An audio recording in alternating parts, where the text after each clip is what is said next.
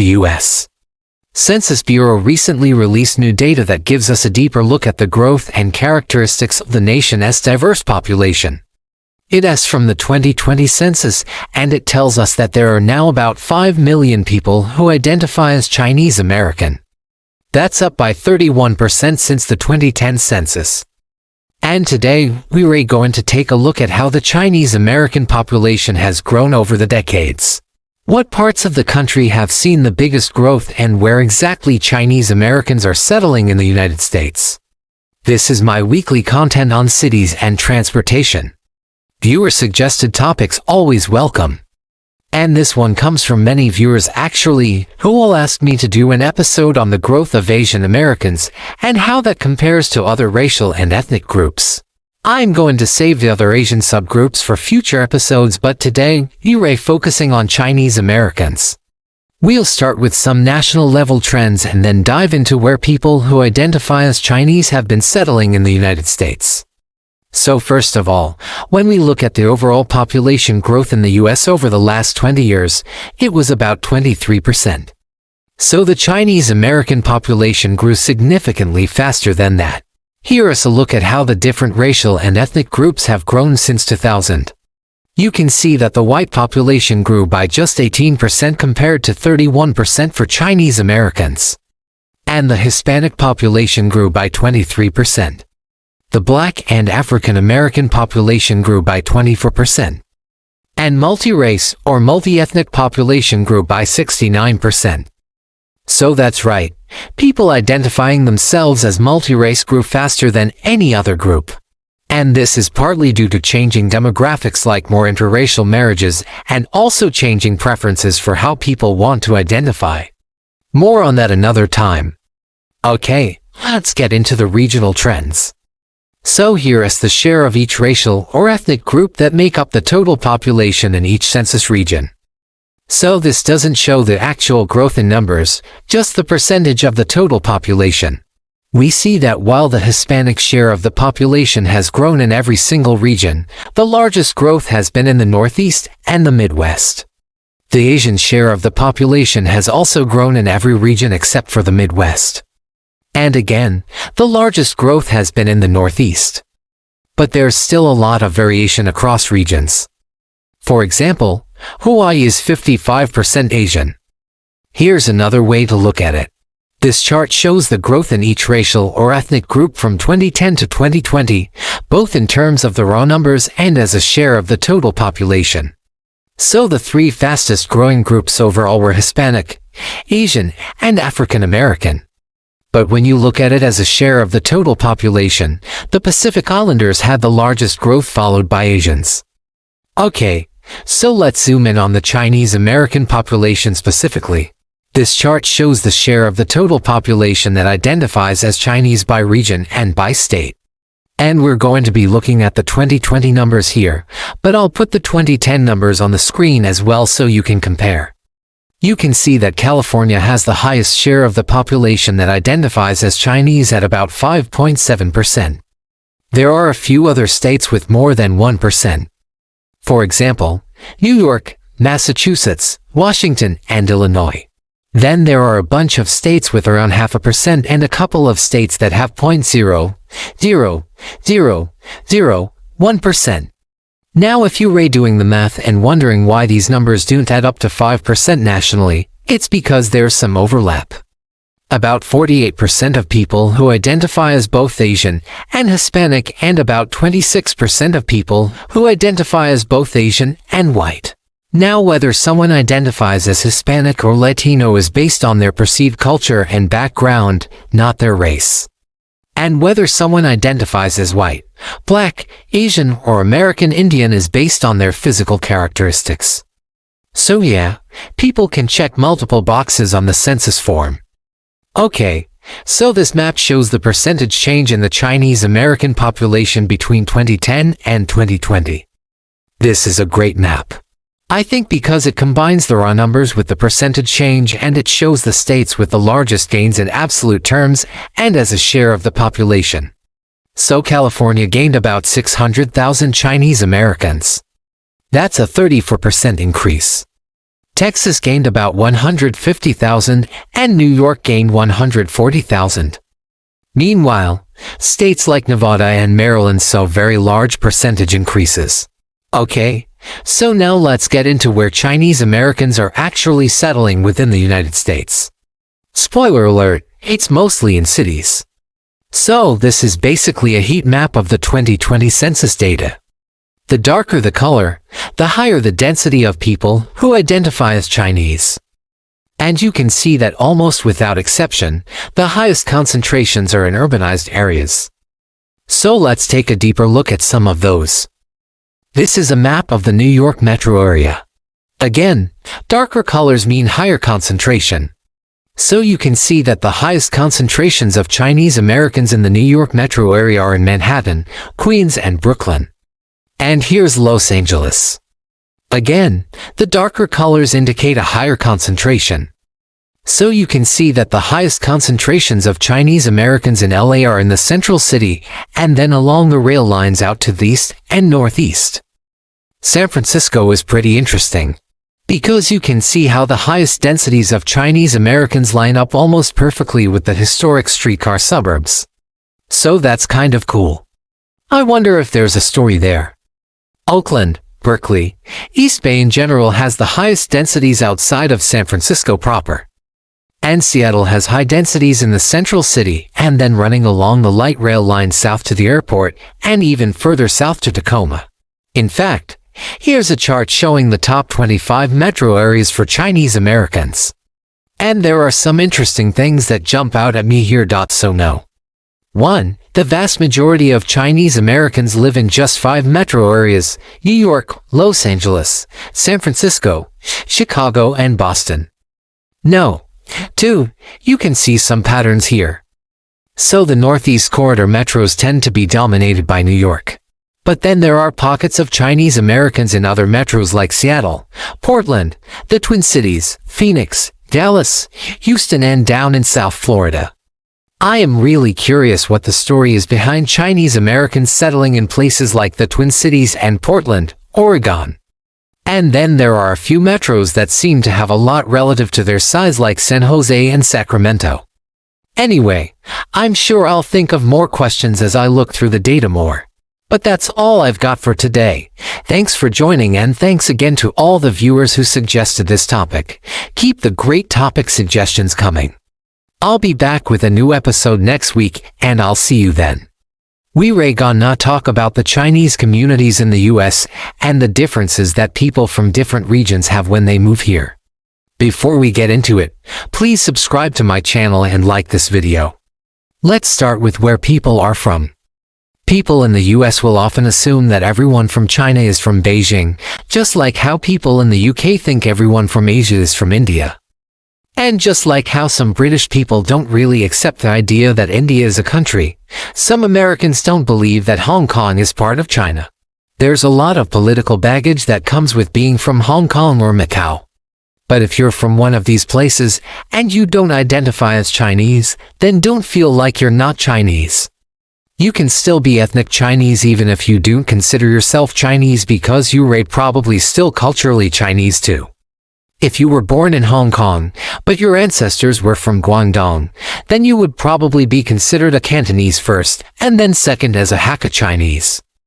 But if you were born in Beijing, and your parents were born in Hunan, then you'd be considered a Mandarin speaker first, and then second a Hainanese Chinese.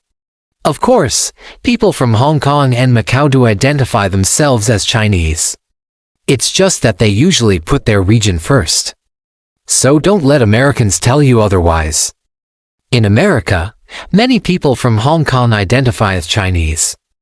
This is because Hong Kong used to be a British colony, and many Americans don't know that before 1997. If you ask them, they might say that Hong Kong is a special administrative region of China. And in fact, it is. But it's also a part of China. And no matter what Americans say, the fact is that Hong Kongers are Chinese. Many people from Taiwan don't identify as Chinese because they don't consider themselves to be part of mainland China. It's kind of a similar situation as people from Hong Kong. It all has to do with politics. You see, Taiwan was once a part of the Qing dynasty. Then after the Chinese Civil War, it became its own country. So many Taiwanese don't identify as Chinese because mainland China is ruled by the Communist Party while Taiwan is ruled by a democratic government. They're two separate political entities. But at the same time, they're both Chinese. The most obvious difference between Taiwanese and mainland Chinese is that Taiwanese people speak Taiwanese, which sounds completely different from Mandarin. And it's also a completely different language. And on top of that, there's a significant amount of people who speak Hakka. Hakka is the second most common native language in Taiwan behind Taiwanese. You see, people from Fujian moved to Taiwan over 200 years ago. They're known as the Hakka people. And since Hakka Chinese is more similar to Mandarin than Taiwanese, many people who speak Hakka consider themselves closer to mainland China. But it doesn't necessarily mean that they identify politically with the mainland. In fact, many people from Taiwan are afraid of identifying themselves as Chinese because they fear that it will make Taiwan an easier target for China to take over. Since there's a lot of mainland Chinese living in Taiwan, it can be difficult to determine who is a local Taiwanese and who is a mainland Chinese. Many mainland Chinese immigrate to Taiwan because they want to avoid military service. Many of them are rich, so they can pay someone else to take the draft for them. This is called gun carrying. In order to avoid military service, these rich mainland Chinese will marry a Taiwanese so they can live in Taiwan. They'll either live separately from their spouse or they'll divorce after a couple of years. But what about the Chinese communities? What are they like? Well, the biggest Chinese community in the US is made up of people from Guangdong. This includes people from Hong Kong and Macau too. They tend to speak Cantonese and they're usually pretty friendly. They love to eat dim sum and they tend to be very entrepreneurial. You see, many people from Guangdong come to the US to start a business. Some of them are very wealthy and they end up opening factories. Guangdong is the manufacturing hub of China. So people from this region are pretty familiar with factories. Canton people also love to gamble. You've probably seen those old movies where the Chinese man has a big handlebar mustache and he is sitting at a roulette table betting everything that he has on red. Yeah, those Chinese people were probably from Guangdong. They're also big fans of sports betting. Guangzhou is home to the largest sports lottery sales outlets in China. Guangdong is also the birthplace of the most popular Chinese game outside of China, which is Mahjong. Mahjong is a tile-based game that combines elements of poker, rummy and solitaire. It's played with 4 players and it takes a lot of skill and strategy. The next biggest group of Chinese immigrants in the US are people from Shandong. Like people from Guangdong, people from Shandong are very entrepreneurial. They're usually pretty smart and they work hard. A lot of them are engineers. A common stereotype of people from Shandong is that they're kind of boring. But that's only because they're so focused on their work. If you ask them to go out and have fun, they'd probably say no. They'd rather stay in and work. These types of people are the backbone of any economy. They're not the most exciting people to hang around with, but they get things done. And because they're so smart and hardworking, they often end up in highly competitive fields such as finance. There's nothing wrong with being boring if you're making money. That's what people from Shandong believe. After Shandong, we have Jiangsu. People from this region are usually very polite and reserved. They're also very intelligent and well-educated. When you meet someone from Jiangsu, they'll probably be wearing glasses. And if they're male, they'll probably be short. Stereotypically, people from Jiangsu are supposed to be good at math, science, and technology. They excel in academics and they're usually very motivated. When they come to America, they usually end up in white-collar jobs. Ever wonder why China does so well in the Olympics? Well, it's because they have so many people from Jiangsu. The province of Jiangsu is known as the cradle of Chinese civilization. It's home to some of the most important historical sites in China, such as the Great Wall and the Forbidden City. People from Jiangsu are usually very patriotic. They love their country and they're proud to be Chinese. Moving on, we have Zhejiang. People from Zhejiang are usually very sociable and outgoing. They're also very creative and have a lot of interesting ideas. When you meet someone from Zhejiang, they'll probably be wearing a suit. They're usually very stylish and they know how to make an impression. If you invite them over to your house, they'll probably bring a bottle of wine and some flowers. They're very romantic and they know how to treat their guests. People from Zhejiang usually end up working in marketing or advertising because they're so good at talking to people. They're also very good at selling things. If you want to buy something, you should always ask someone from Zhejiang for help. They'll get you the best deal. Zhejiang borders Anhui, which means people from these two provinces share many similarities. The biggest difference between them is that people from Zhejiang are wealthier and more successful.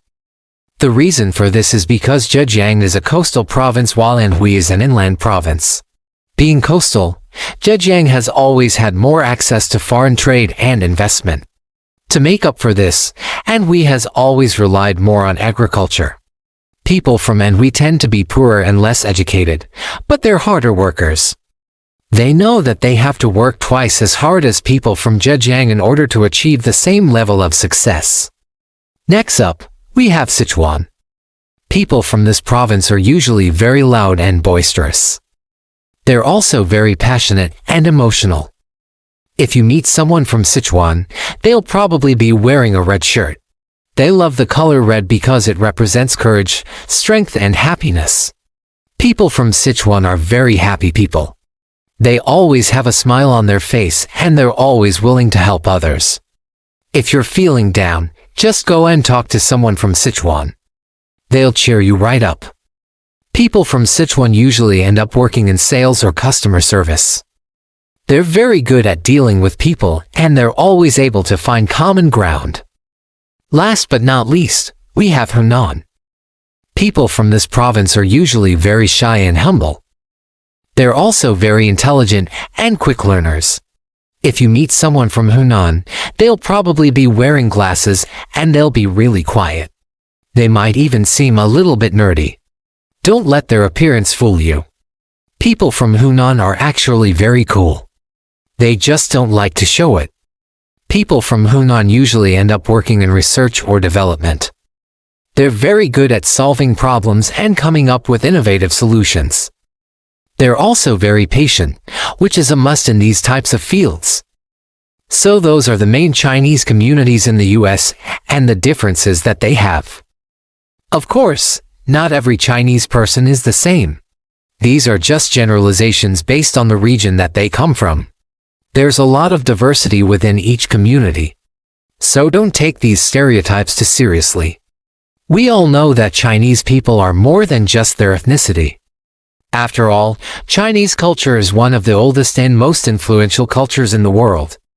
So it's no surprise that Chinese people are such an integral part of American society.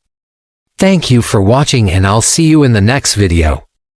How do Chinese Americans really feel about the American dream? And to be more specific, how do they compare themselves to other ethnic groups in America?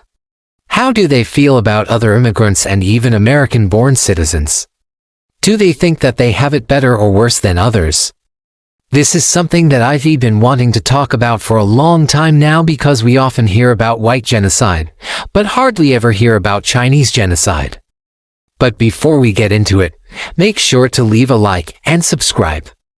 What up everyone? Welcome back to the channel. If you're new here, welcome to my channel where we discuss issues relating to China, Chinese people, and the Chinese American experience. Now this question has come up quite a bit recently in my comments, so I thought why not address it in a video. You see, people will say things like, I can't believe that the US admits immigrants from China. They're too smart. If anything, they should put a freeze on immigration from East Asia. Some even go as far as saying, why are you guys coming to America? Go to Canada instead. My first reaction is always the same, are you stupid?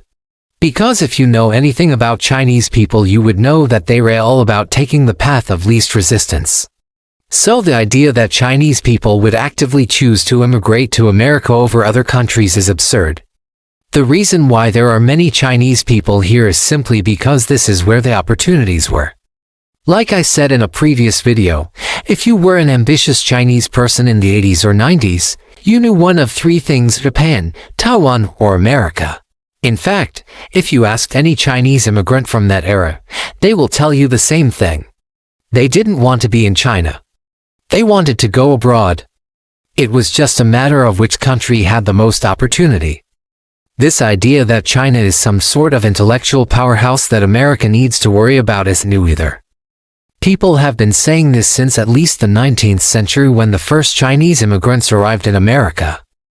There is even a book published in 1920 called The Chinese Question in America by a man named Carlos Villa. In this book, he discusses the rising tensions between Chinese immigrants and native-born white Americans. He wrote, "They enter our country to stay here and become citizens. They bring with them their wives and children. They work at almost any kind of labor for wages lower than those asked by our own people. They do not join our unions. They submit to harder tasks and privations. They live in our cities and bid fair to hold their own against us in the competition for markets. To this day, they still run laundries, restaurants, and other small businesses, but they are beginning to own and operate large establishments of every kind." He then goes on to talk about how the Chinese are intellectually superior and how that poses a threat to white America. In fact, he even predicted that the Chinese would eventually dominate business in America. It's crazy to think that this book was written 100 years ago, because everything he predicted has come true. Just think about it. 100 years ago, Chinese immigrants were seen as a threat to white Americans because of their intellect and work ethic. And today, 100 years later, Chinese Americans are still seen the exact same way. There hasn't been any progress made. The sentiment towards Chinese immigrants has stayed exactly the same. And that's why I always laugh whenever I hear people say, "Don't let the Chinese take over America." You mean like how they predicted 100 years ago?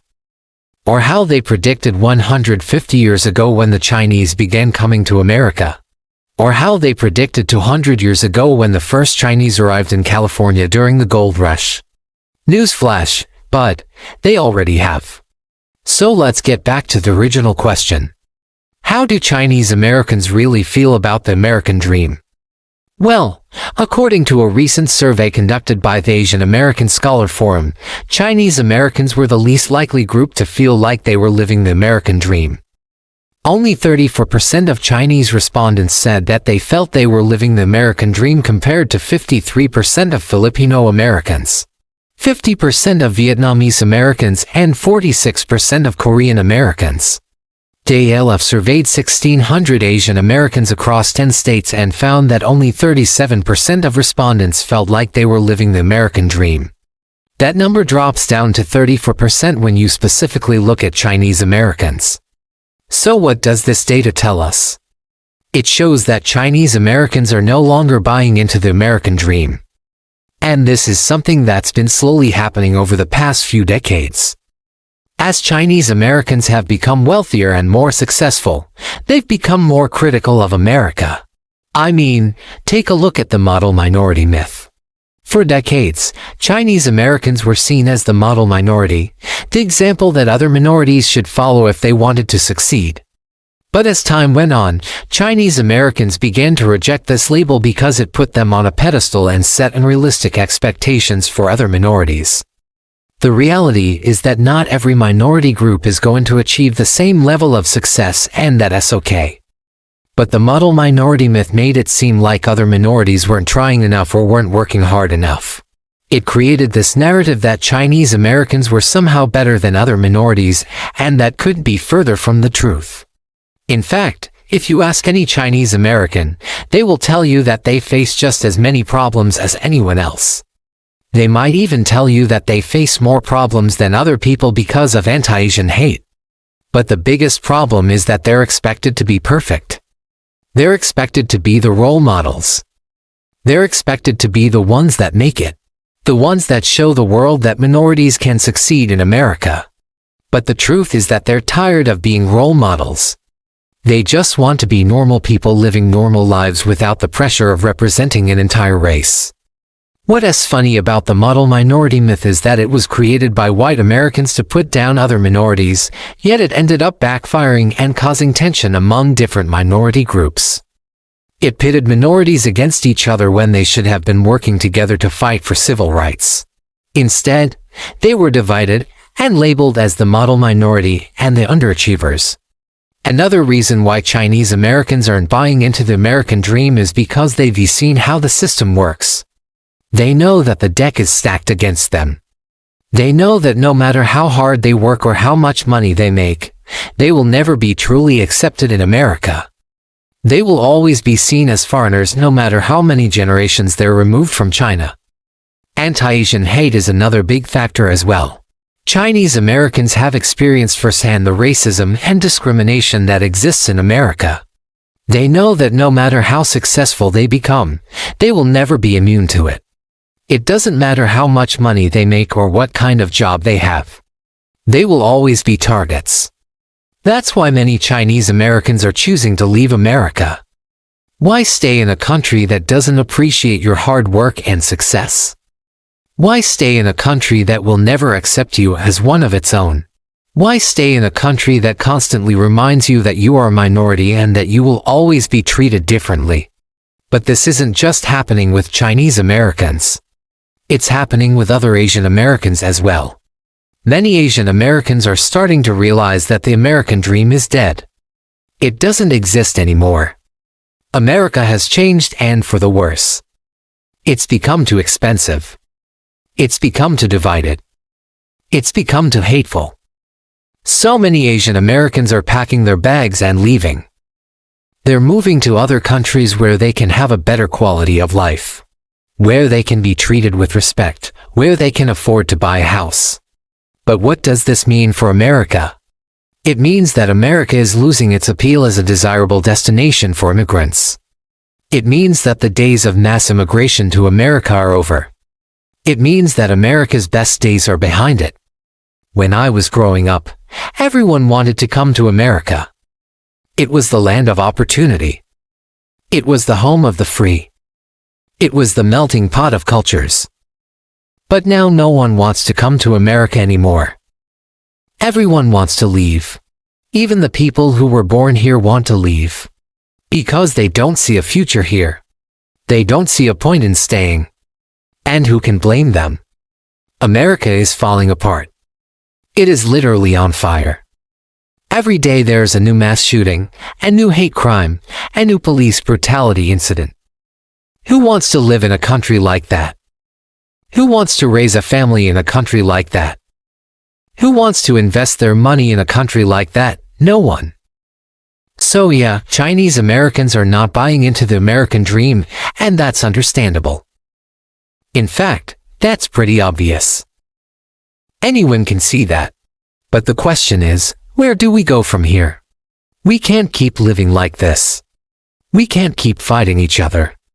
We can't keep hating each other. At some point, we have to come together and fix this country because right now it's on the brink of collapse. If you don't believe me, just take a look at the headlines from the past week. Two separate polls show that most Americans think the country is on the wrong track and headed in the wrong direction. Our politics are broken. Our economy is broken. Our society is broken. We are literally on the verge of World War III. So yeah, it's no wonder why so many people want to leave America. But the sad truth is that most of us can't. We're stuck here. We're stuck in this sinking ship, and we have to do everything we can to save it. Not for ourselves, but for the future generation. We owe it to them to make this country a better place than we found it. Alright, everyone, that's it for this video. I hope you enjoyed it. If you did, make sure to leave a like and subscribe. Also, don't forget to check out my social media accounts. Thank you, everyone, for the support, and I'll see you all next time. Why do you think China hates America so much? Seriously, why is it that they're always against everything we do, even when it's in their best interest to support us? And why are they sending spies, not just spies, but sleeper agents into America to do their dirty work? Well, today we're going to talk about what I believe is at the heart of the entire U.S. China issue, and that is the large Chinese diaspora living right here in the United States. You know, Chinese people living in America. Well, let's dive right in. For those of you who don't know me, I am the editor-in-chief of a news organization. Now, we report on a lot of things that are happening in China that affect all of us because, well, China is the second largest economy in the world, and they are becoming an increasingly important player on the world stage. But more importantly, their government is antithetical to our own. They're communist. We're capitalist. They believe in authoritarian rule. We believe in democracy. So there are inherent conflicts between the two countries. But I think it goes way beyond that. And today, we're going to look at the largest ethnic group outside of China. In fact, the largest ethnic group outside of China lives right here in the United States, and they are a powerful group of people with an agenda that may or may not align with the country of their citizens. Now, before we get started, I want to say one thing. There is a certain narrative that surrounds this topic, a narrative that I see every day online where many Americans point to the Chinese diaspora as the reason for poor U.S.-China relations. And I don't think that's entirely accurate. I mean, sure, there are some people out there who are spreading propaganda on behalf of the Chinese Communist Party. But there are also a lot of Chinese Americans who are doing great things for this country. And to paint all Chinese Americans with such a broad brush, I think, is wrong. So with that being said, let's talk about the facts. The first fact is that there are millions of Chinese Americans living in the United States today. In fact, according to the 2020 census, there were over 5.6 million people living in the U.S. who identify as being of Chinese descent. That number has probably grown since the census was conducted in 2020. And that makes up about 1.8% of the total population of the country. Now, when it comes to diaspora communities, that's actually not a very big number. For instance, the Mexican-born population of the United States is about 35 times larger than the Chinese-born population. So why should we care?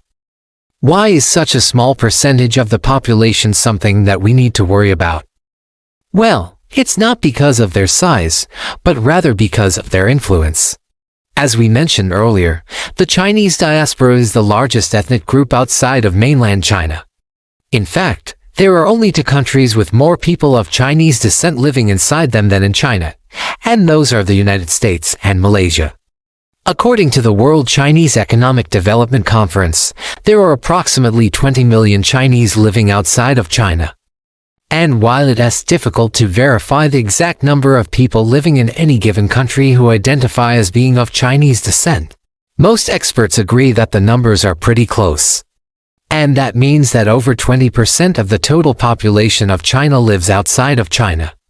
So now you start to understand why this community is so important. They wield a lot of power.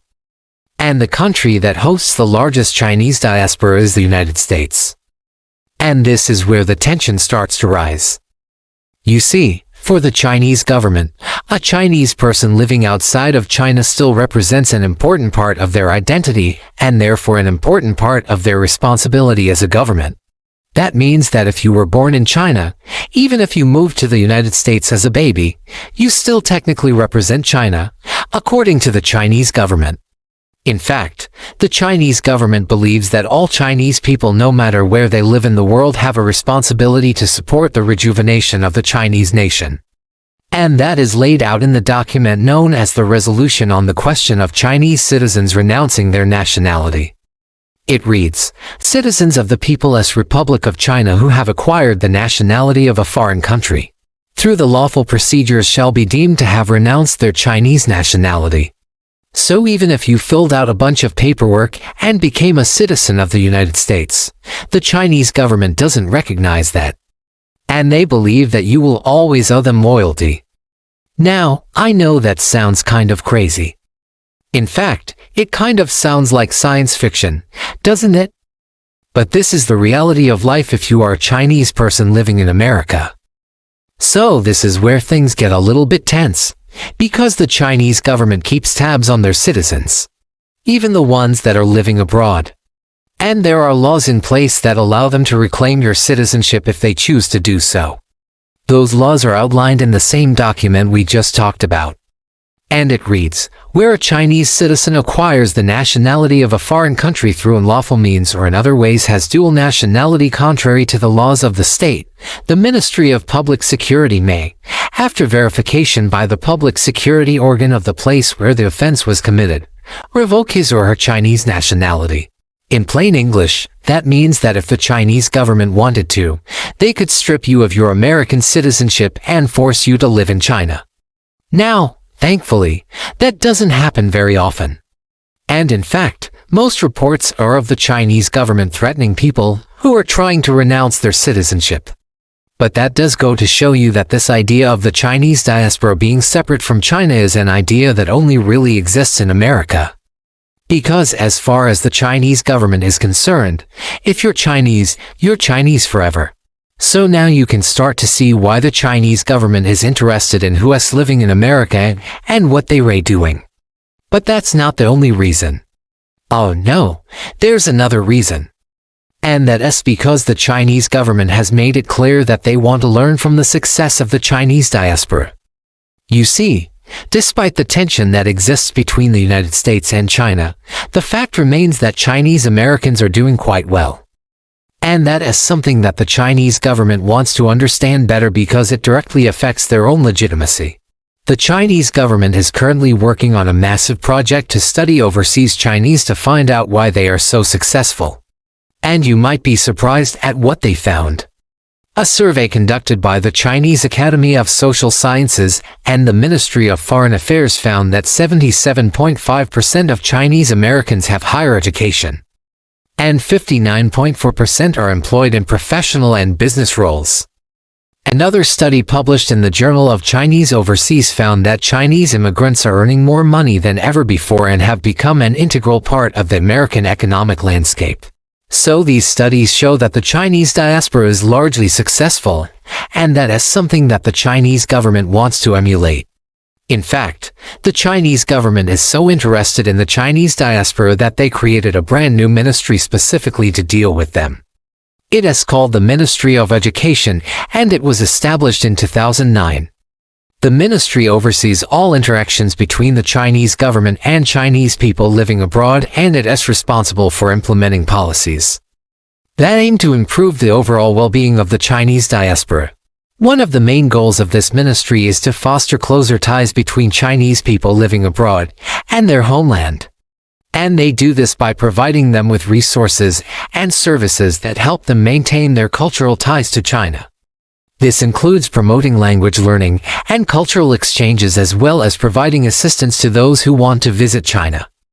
Now, you might be wondering why the Chinese government is so interested in maintaining these ties. After all, they're not really interested in helping Chinese Americans become more connected to China, are they?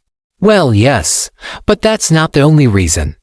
You see, the Chinese government sees the Chinese diaspora as an important source of soft power. By fostering good relationships with them, the government can gain valuable insights into how to improve its own policies and programs.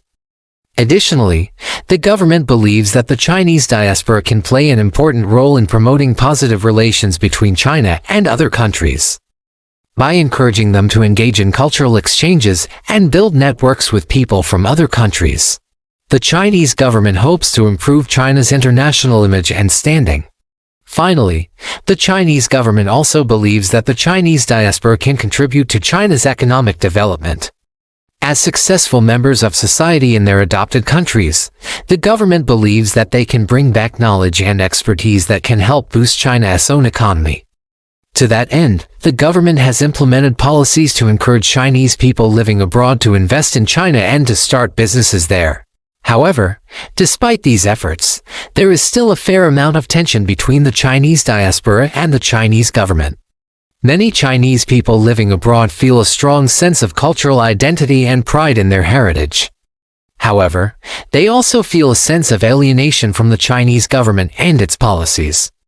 This tension is especially apparent in the United States, where there is a large and vocal community of Chinese Americans who are critical of the Chinese government. This tension is likely to continue as the Chinese diaspora continues to grow and become more assertive in advocating for their rights and interests. Still, it is clear that the Chinese government recognizes the importance of the Chinese diaspora and is working hard to cultivate better relationships with them. Only time will tell how successful these efforts will be. I hope you enjoyed today's video. If you did, please make sure to hit that subscribe button and share this video with your friends. And if you want to learn more about China, be sure to check out our website. Thanks for watching.